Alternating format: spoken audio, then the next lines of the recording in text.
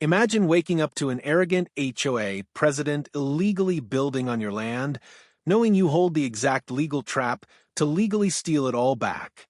Hit subscribe right now, because the revenge I took on this bully is an absolute masterpiece, and you are not going to want to miss how it ends. They say a fortress is only as strong as its front gate. But what happens when the people who built the fortress don't actually own the dirt beneath that gate? What happens when the guy they've been relentlessly harassing for 6 months realizes that with one stroke of a pen, he can lock them inside their own $1 million prison? You see, a gate is meant to keep the unwanted out. But last month, the wealthy residents of Whispering Pines learned a devastating, financially ruinous lesson. They learned that a gate works both ways. And they learned it from me. To understand how an entire luxury homeowners association found themselves legally barricaded inside their own subdivision, you need to understand the man who put them there. That's me. I own a quiet, undeveloped 12-acre plot of deep woodland right on the county line. It's quiet, it's muddy, and it's mine. For a decade, I didn't have a single neighbor. But progress always finds a way to ruin a good thing. 2 years ago, a luxury developer bought the sprawling 60-acre pasture bordering my eastern tree line. Almost overnight, my peace was shattered by the grinding gears of excavators and the smell of hot asphalt. They built 40 massive, identical mansions, and with those mansions came the Whispering Pines HOA. At the helm of this organization was a man named Arthur. Arthur wasn't some comic book villain, he was terrifyingly real. He was a man in his late 50s with a permanent stress-induced flush to his cheeks, thin lips that pressed together whenever he was crossed, and eyes that darted around looking for infractions.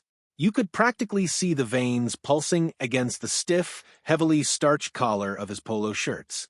He breathed heavily when he spoke, always leaning into your personal space, trying to physically dominate the conversation.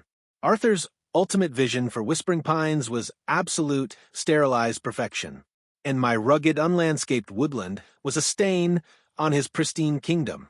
It didn't matter that I wasn't part of his HOA. Arthur believed his authority extended to the horizon. It started with a knock on my door. Arthur stood on my porch, sweating slightly in the summer heat, holding a clipboard.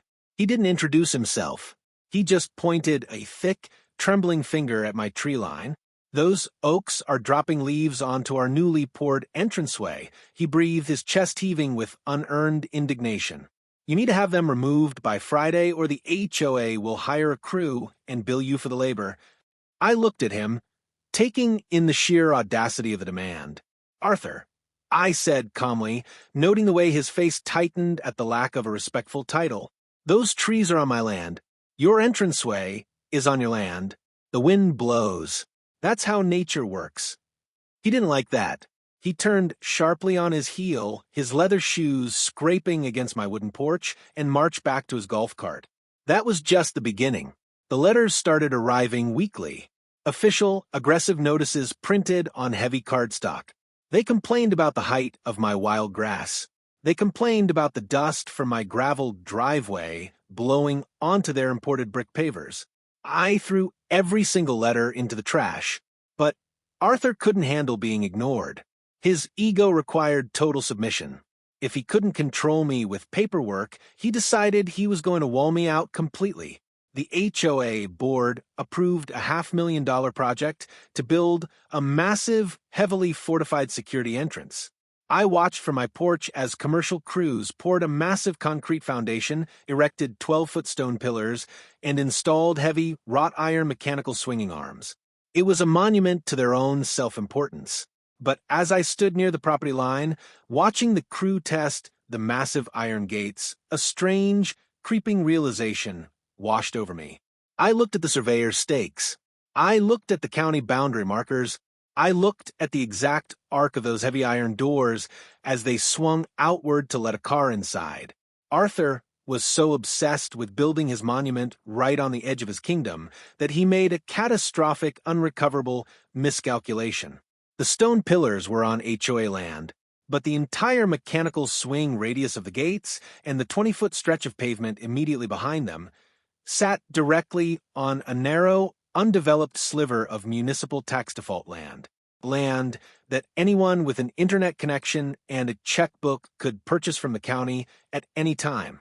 I pulled out my phone, my heart hammering against my ribs, and loaded the county auction website. And right then and there, a brilliantly wicked plan began to form. The county tax default website is a digital graveyard of forgotten real estate. It looks like it was coded in 1995, an ugly maze of gray backgrounds and blue hyperlinks. But to me, staring at my laptop screen at 2 in the morning, it was an absolute gold mine. I typed in the GPS coordinates of the new Whispering Pines entrance. My breath hitched in my throat. There it was, parcel 42B. It was a bizarre triangular wedge of dirt completely ignored by the luxury developers. It sat on the public shoulder, extending 20 feet deep, directly beneath the swing radius of Arthur's shiny new $1 million gate. The developers had assumed it was a municipal right-of-way. They assumed wrong. The county had seized it for unpaid property taxes 3 decades ago and completely forgotten about it. The buy-it-now price? $3,500. I didn't hesitate. I pulled out my wallet and typed in my credit card number so fast my fingers physically cramped. Click! The screen refreshed. A little green check mark appeared, confirming the transaction. I didn't just own the woods next door anymore. I legally own the throat of Whispering Pines. But clicking a button on a website doesn't give you legal authority. The physical deed does. For 14 agonizing days, I waited for the county clerk to process the paperwork. During those 2 weeks, Arthur was in his absolute element. The HOA construction crews finished the fortress. They polished the black iron. They wired the security keypads.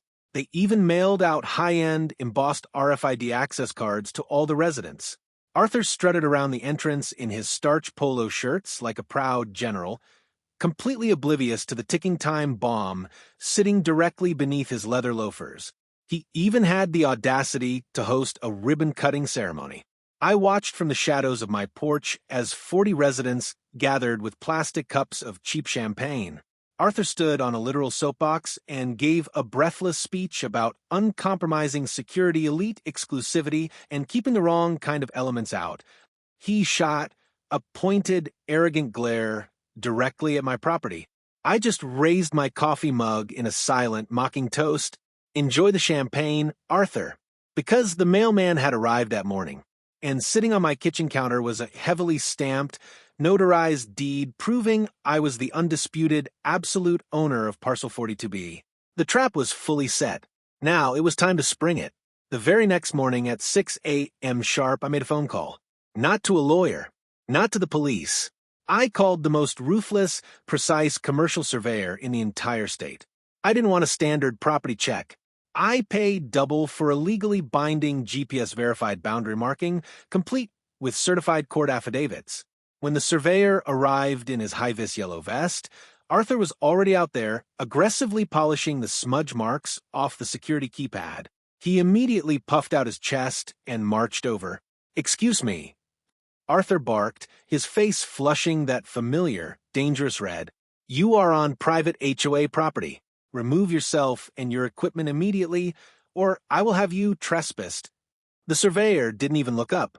He checked his tablet, took a calculated step backward, and pulled out a massive can of neon green industrial spray paint. PSSSSSH, a thick, blindingly bright green line, appeared directly on the fresh asphalt. It started at the public curb, cut straight through the middle of the entrance lane, curved perfectly around the swing path of the heavy iron gates, and ended right at the base of the stone pillar. Arthur's jaw dropped. The rag fell from his hand. "What are you doing? Are you vandalizing our private road?" The surveyor calmly handed Arthur a business card and pointed his thumb over his shoulder at me. "Talk to the owner." Arthur turned to me, his eyes wide with a mixture of rabid fury and sudden creeping panic. He looked at the neon green line. He looked at his beautiful gates. The visual math was undeniable. The entire functional mechanism of the Whispering Pines security fortress, the swing radius, the optical sensors, and 20 feet of the entrance lane, was sitting squarely on my territory. "This is a mistake," Arthur stammered, pointing a shaky finger at the paint. The builder checked the property lines. The builder checked the main subdivision parcel. I corrected him gently, stepping up to the neon line. He didn't check the tax default wedge right in front of it. Parcel 42B, which as of yesterday belongs to me. Arthur let out a breathless, desperate laugh. He thought I was bluffing. He thought his powerful HOA lawyers could easily squash a local guy like a bug. He had no idea what I was about to do, because you can't just own a strategic piece of land like that and leave it empty. You have to protect it, and I was going to protect it with the heaviest, most immovable objects money could buy.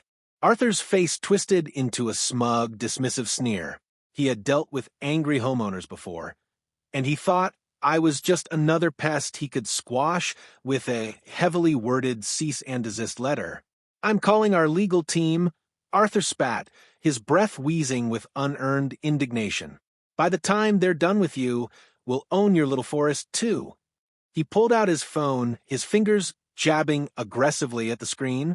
He genuinely believed that the slow, grinding wheels of the civil court system were his ultimate weapon.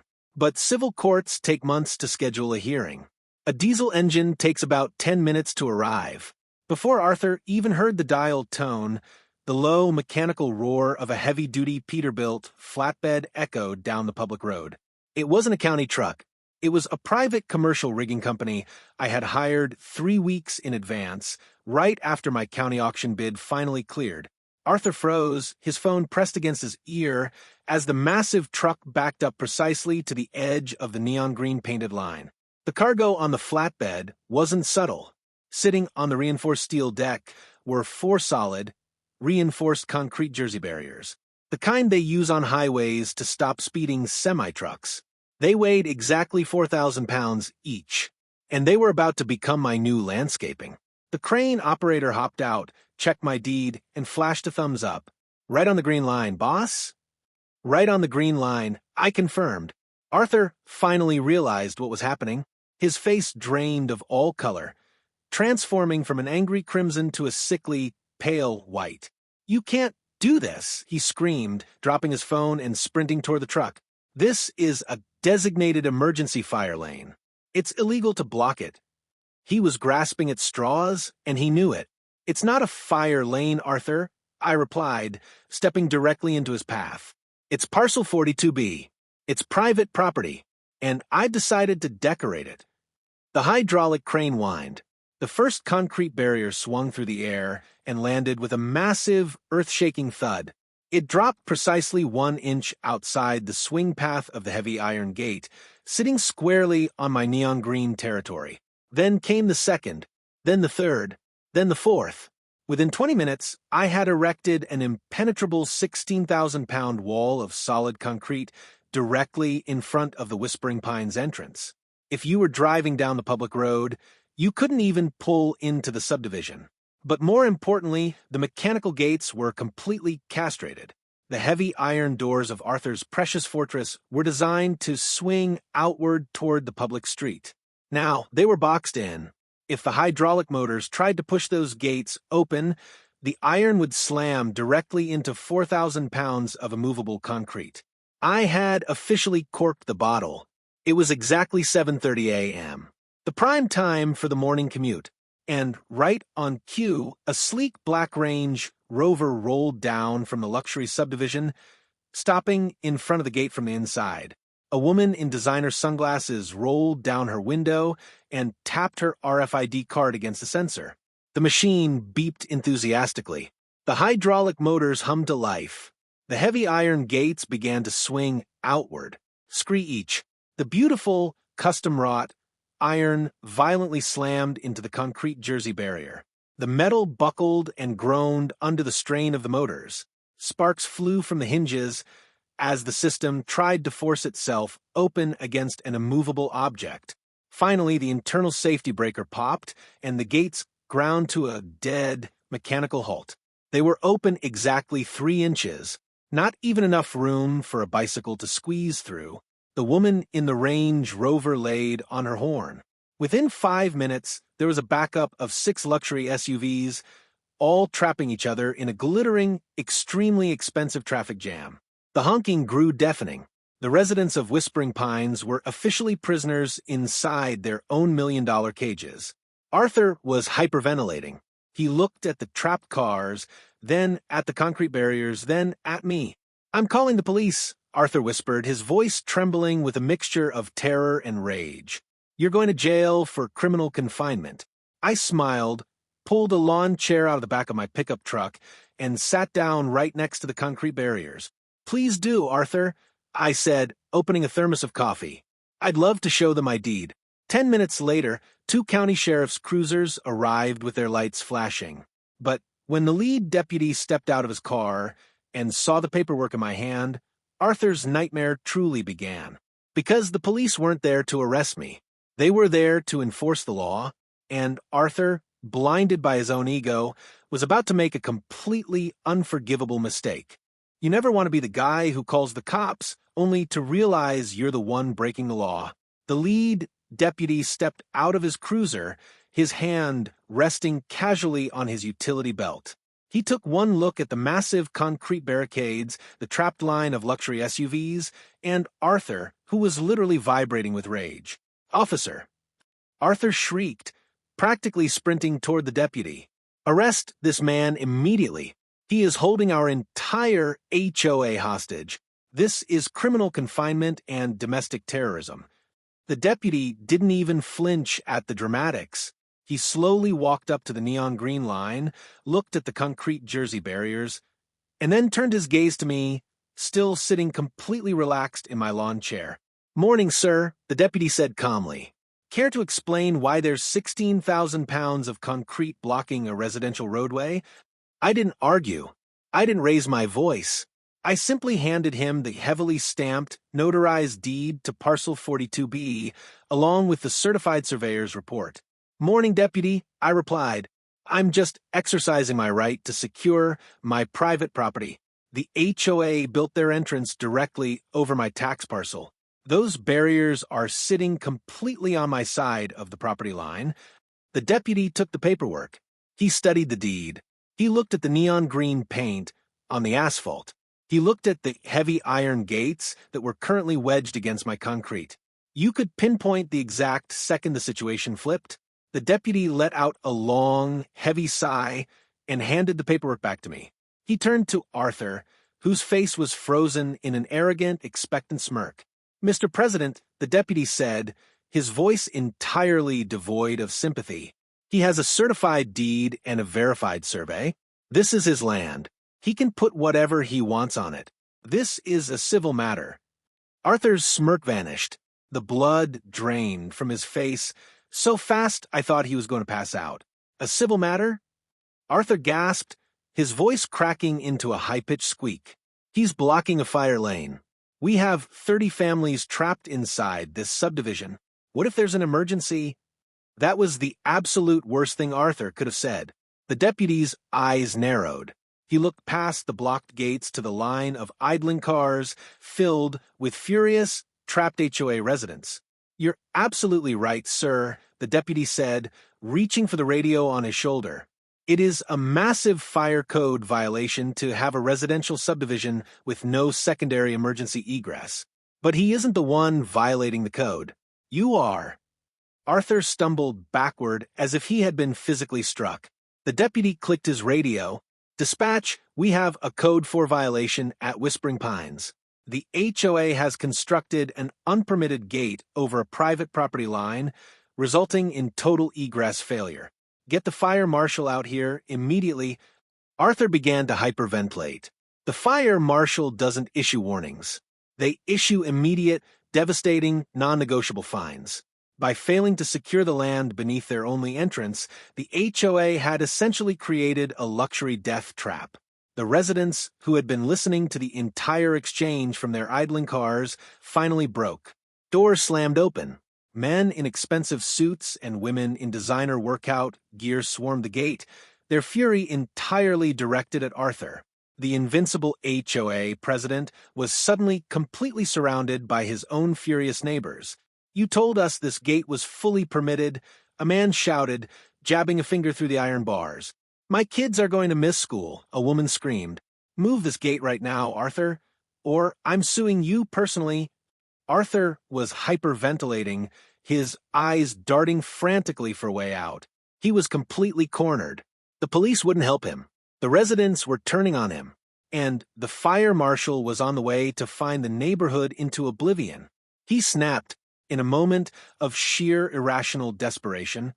Arthur did something so unbelievably foolish it almost defied logic. He shoved past his angry neighbors, ran to his silver Mercedes parked near the front of the line, and threw it into drive. He genuinely thought he could force his way out. He thought the heavy German engineering of his luxury sedan could push the mechanical gates hard enough to shift a 4,000-pound concrete block. "Arthur, no!" someone screamed. He slammed his foot on the gas pedal. The Mercedes lurched forward. Crunch! The sound of crumpling luxury metal and shattering headlights echoed through the trees. Arthur didn't move the concrete. He barely scratched it. But what he did do was completely and permanently destroy his own car, and worse, he violently crushed the HOA's $50,000 motorized iron gate right into my Jersey barrier, permanently bending the frame and snapping the hydraulic arms like twigs. Silence fell over the entrance. Smoke hissed from the radiator of Arthur's ruined Mercedes. The deputy slowly walked up to the wreckage, pulled out his citation book, and tapped on Arthur's shattered windshield. Arthur had just destroyed his own fortress, but the real punishment was what I was going to demand to let them clean up the mess. The hissing of a cracked radiator was the only sound cutting through the stunned silence. Arthur sat, completely paralyzed behind the wheel of his ruined Mercedes, the white fabric of the deployed airbag slowly deflating into his lap. He hadn't just destroyed his $80,000 car. He had completely obliterated the pride and joy of the Whispering Pines HOA. The heavy, custom-wrought iron gate was permanently mangled, twisted like a crushed soda in between his silver bumper and my immovable concrete barrier. The motorized hinges were snapped, and hydraulic fluid was bleeding out onto the fresh asphalt. The deputy didn't rush over to check on him. He just slowly flipped open his ticket book, because Arthur wasn't injured. He was just defeated. By 9 a.m., the situation had escalated from a local nuisance to a full-blown municipal disaster. The fire marshal arrived in a massive red SUV, and he was not in a forgiving mood. He took one look at the mangled gate, the trapped residents, and the concrete barricades, and immediately began writing citations. The HOA was hit with a $10,000 fine on the spot for operating an unpermitted blockade. But that was just a drop in the bucket compared to the real nightmare they were about to face. The marshal officially condemned the Whispering Pines entrance. Until there is a clear 20-foot egress that does not rely on trespassing over private property, the marshal announced to the crowd of furious homeowners, this entire subdivision is under a fire code lockdown. No construction, no move-ins, and mandatory daily fines. The crowd erupted. They swarmed Arthur's wrecked car like angry hornets. They were demanding his immediate resignation. They were threatening class-action lawsuits. The man who had desperately wanted to be the king of the neighborhood had officially become its most hated prisoner. Later that afternoon, my phone rang. It was the HOA's legal team. They weren't aggressive anymore. They were begging. They needed Parcel 42B. Without it, their million-dollar entrance was completely useless, and they would be forced to bulldoze a new exit through an entirely different section of the neighborhood, a project that would require buying up residential lots and cost them upwards of $2 million. They offered me $50,000 for the dirt. I laughed and hung up. They called back an hour later with an offer of $100,000. I didn't even answer. I just let it ring while I drank my coffee and watched the tow truck drag Arthur's Mercedes away. You see, I didn't just want their money. I wanted absolute, unconditional surrender. By Monday morning, the HOA board convened an emergency meeting. Arthur was officially ousted stripped of his presidency, and facing a massive civil suit from his own neighbors for gross negligence. The new board president, a much more reasonable, terrified woman, called me directly.